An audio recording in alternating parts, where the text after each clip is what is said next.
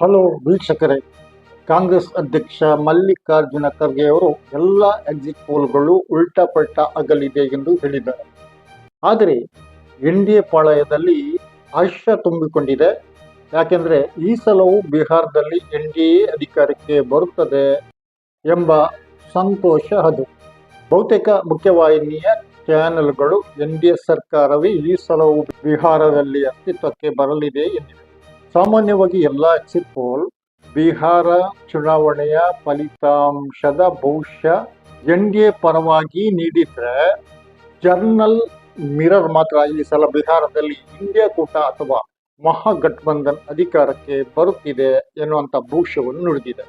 ಹೌದು, 2014ರ ನಂತರ main stream ಮೀಡಿಯಾಗಳೆಲ್ಲವೂ ಪ್ರತಿಪಕ್ಷಗಳನ್ನು ಯಾಕೆ ಸೋಲಿಸುತ್ತಿವೆ ಎಂಬ ನಿಗೂಢ ರಹಸ್ಯ 2014ರ ನಂತರ ಮತದಾರನ ಮುಂದೆ ಬಹುದೊಡ್ಡ ತಲೆನೋವಾಗಿರುವುದಂತೂ ನಿಜ.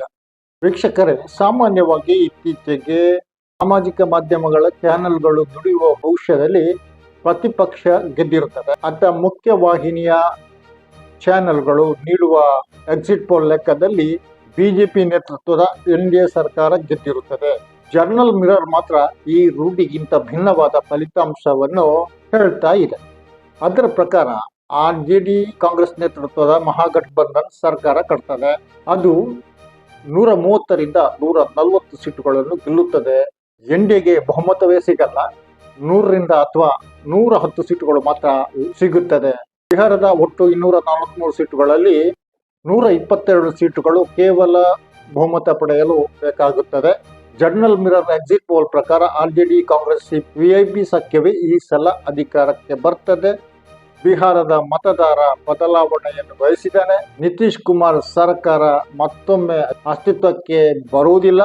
ಜರ್ನಲ್ ಮಿರರ್ ಪ್ರಕಾರ ಅಸದುದ್ದೀನ್ ಓವೈಸಿಯವರ ಎಐಎಂಐಎಂ 3 ಅಥವಾ 4 ಸೀಟುಗಳನ್ನು ಪಡೆಯಬಹುದು.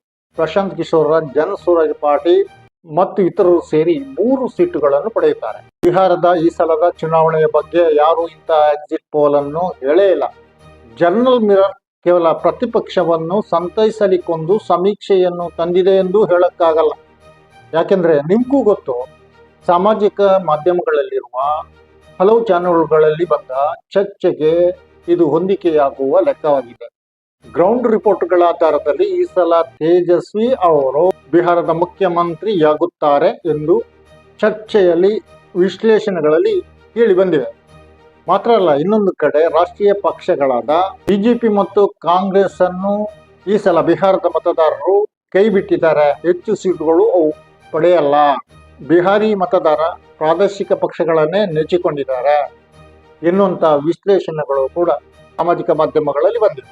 ಈ ಆಧಾರದಲ್ಲಿ ನೀವು ಜರ್ನಲ್ ಮಿರರ್ ಮಹಾಗಠಬಂಧನ್ಗೆ 130ರಿಂದ 140 ಸೀಟುಗಳನ್ನು ನೀಡಿದ್ದು ಸರಿಯಾಗಿರ್ಬೋದು ಎನ್ನುವ ಅಂಶವನ್ನು ಗಮನಿಸಬಹುದಾಗಿದೆ. ಏನಿದ್ರು ನೋಡಿ, ಉತ್ತರ ಭಾರತದಲ್ಲಿ ಹೆಚ್ಚು ಪ್ರಚಾರದಲ್ಲಿರುವ ದೈನಿಕ್ ಭಾಸ್ಕರ್ ಅದರ exit poll, matrix, people's insight, people's pulse ಸಹಿತ 7 ಎಕ್ಸಿಟ್ ಪೋಲ್ಗಳು ಬಿಹಾರದ ಈ ಸಲದ ಚುನಾವಣೆಯಲ್ಲಿ ಕೂಡ ಎನ್ಡಿಎಯನ್ನೇ ಗೆಲ್ಲಿಸುತ್ತಿವೆ. ವಿಜಯವನ್ನು ಆಚರಿಸಲು ಯಾರು ಪಟಾಕಿಯನ್ನು ತಂದಿಸಿದರೋ ಗೊತ್ತಿಲ್ಲ. ನಾಳೆಯಂತೂ ಬಿಹಾರದ ರಾಜಕೀಯಕ್ಕೆ ಯಾರು ಎಂಬ ಜನರ ತೀರ್ಪು ಪ್ರಕಟಗೊಳ್ಳುತ್ತದೆ. ಅಂದರೆ ಚುನಾವಣಾ ಫಲಿತಾಂಶ ಹೊರಬರುತ್ತದೆ. ಆದರೂ ತಳಮಟ್ಟದಲ್ಲಿ ನೋಡುವಾಗ ಬಿಹಾರದ ಮತದಾರ ಎನ್ಡಿಎ ವಿರುದ್ಧ ಆಕ್ರೋಶಗೊಂಡಿದ್ದು ಕಾಣಿಸುತ್ತಿತ್ತು. ಕೆಲವು ಕಡೆ ಬಿಜೆಪಿ ಸಭೆಗಳಲ್ಲಿ ಗೊಂದಲಗಳು, ವಿರೋಧಗಳು ವ್ಯಕ್ತವಾಗಿದ್ದವು. ಎನ್ಡಿಎಯ ಅಭ್ಯರ್ಥಿಗಳನ್ನು ಜನರು ಅಟ್ಟಾಡಿಸಿದ ವರದಿಗಳು ಇದ್ವು. ಇವೆಲ್ಲ ಇದ್ದಾಗಲೂ ಈ ಮುಖ್ಯವಾಹಿನಿಯ ಚಾನೆಲ್ಗಳು ಎನ್ಡಿಎಯನ್ನೇ ಬಿಹಾರದಲ್ಲಿ ಗೆಲ್ಲಿಸುತ್ತಾ ಇವೆ. ಇವುಗಳಿಗೆ ಯಾವ ಆಧಾರ ಎಂಬುದು ಕೂಡ ನಿಗೂಢ ಮತ್ತು ಅಷ್ಟೇ ಕುತೂಹಲದ್ದು ಆಗಿದೆ. ವಾಸ್ತವದಲ್ಲಿ ಎಕ್ಸಿಟ್ ಪೋಲ್ಗಳೇ ಜನರ ನಡುವೆ ಗೊಂದಲ ಹುಟ್ಟಿಸುವಂತಹದ್ದು. ಇದು ಬಿಟ್ಟರೆ ಬೇರೆ ಪ್ರಯೋಜನ ಇದರಿಂದ ಖಂಡಿತ ಇಲ್ಲ. ಆದರೆ ಇಂತಹ ಸಮೀಕ್ಷೆಗಳು ಆಳುವ ಪಕ್ಷದ ಗೆಲುವನ್ನು ಮೊದಲೇ ನಿರ್ಧರಿಸಿ ಬಿಡುತ್ತವೆ. ಆದ್ದರಿಂದ ಆಳುವವರಿಗೆ ಇದೊಂದು ಟಾರ್ಗೆಟ್ ಆಗುವ ಸಾಧ್ಯತೆಗಳು ಇವೆ.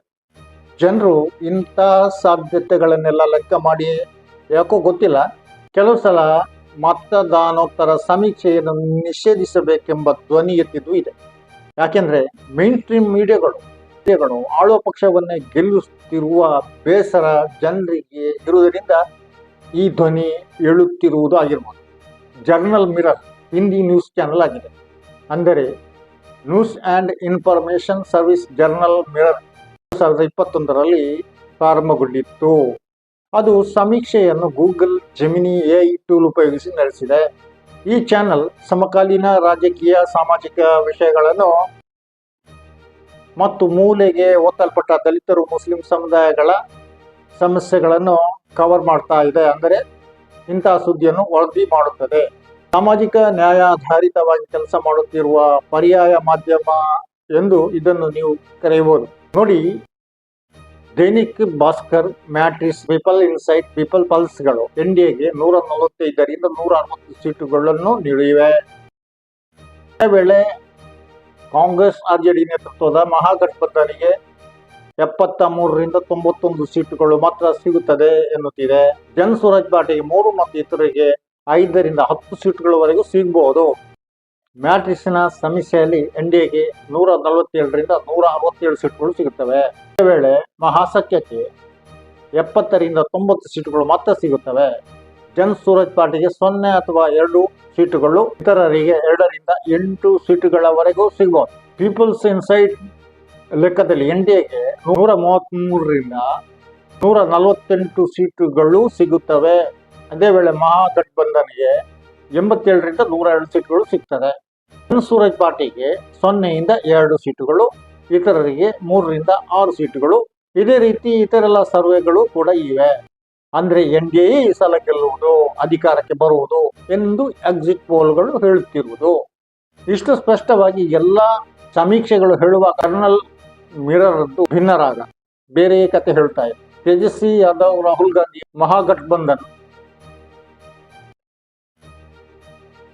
ಮಹಾಗಠಬಂಧನನ್ನು ಜನರು ಗೆಲ್ಲಿಸಿದ್ದಾರೆ ಎಂದು ಅದು ಹೇಳ್ತಾ ಇದೆ. 2 ಹಂತದಲ್ಲಿ ನಡೆದ ಚುನಾವಣೆಯಲ್ಲಿ ಬಿಹಾರದಲ್ಲಿ 67.14% ವೋಟಿಂಗ್ ಆಗಿದೆ. ವೀಕ್ಷಕರೇ, ಈ ಹೊತ್ತಿನ ಸುದ್ದಿ ಇಷ್ಟೇ. ಇನ್ನೊಂದು ಕಾರ್ಯಕ್ರಮದೊಂದಿಗೆ ಇನ್ನೊಮ್ಮೆ ನಿಮ್ಮ ಮುಂದೆ ಬರ್ತೇನೆ. ಸಬ್ಸ್ಕ್ರೈಬ್ ಆಗಿ, ಶೇರ್ ಮಾಡಿ, ಕಮೆಂಟ್ ಮಾಡಿ. ನಾನು ಹೊರಪವಂಜಿ. ಜೈ ಹಿಂದ್.